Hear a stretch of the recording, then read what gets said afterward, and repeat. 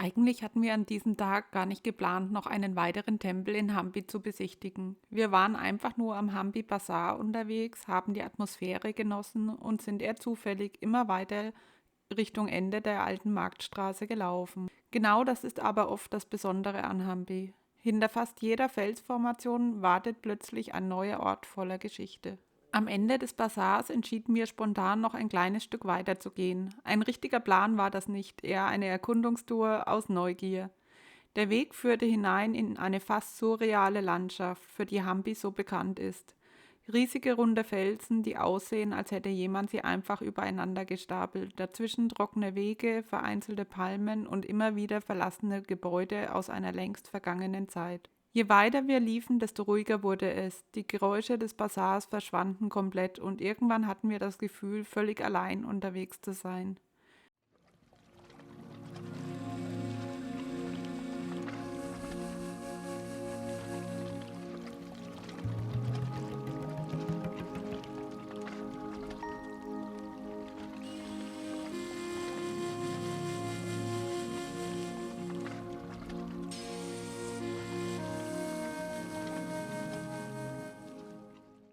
Der Weg führte einen Hügel hinauf. Von dort oben bot sich plötzlich ein unglaublicher Ausblick über die Felsenlandschaft Hampis. Und genau dort entdeckten wir in der Ferne eine große, fast verlassene Tempelanlage. Schon von weitem wirkte sie beeindruckend. Riesige Mauern, steinerne Säulen und ein gewaltiger Tempelkomplex mitten zwischen den Hügeln.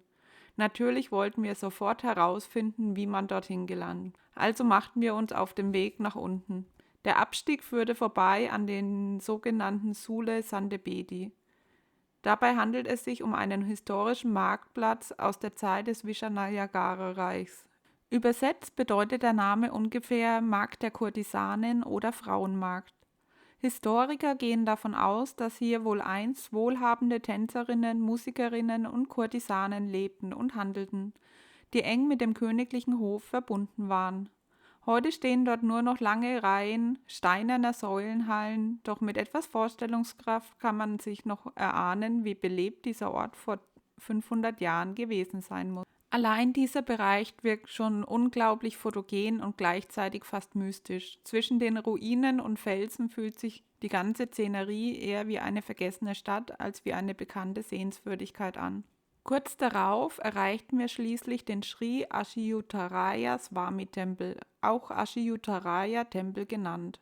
Der Tempel stammt aus dem 16. Jahrhundert und wurde während der Herrschaft des Achyuta Deva Raya erbaut, einem Nachfolger des berühmten Krishna Deva Raya aus dem Vishanayagara-Reich. Die Anlage war Vishnu gewidmet und gehörte einst zu den bedeutendsten Tempeln der damaligen Hauptstadt. Was uns sofort beeindruckt, war die enorme Größe der Anlage. Von außen wirkt der Tempel fast wie eine Festung. Hinter den Mauern eröffnen sich riesige Innenhöfe mit kunstvoll verzierten Säulenhallen, zerfallenen Schreinen und langen steinernen Gängen. Trotz der vielen Schäden erkennt man noch immer, wie prachtvoll dieser Ort einmal gewesen sein muss. Besonders faszinierend war die Atmosphäre dort. Während an vielen bekannten Orten in Hampi oft zahlreiche Besucher unterwegs sind, waren wir hier fast komplett alleine. Teilweise hörte man nur den Wind zwischen den Steinen oder das Rascheln der Bäume.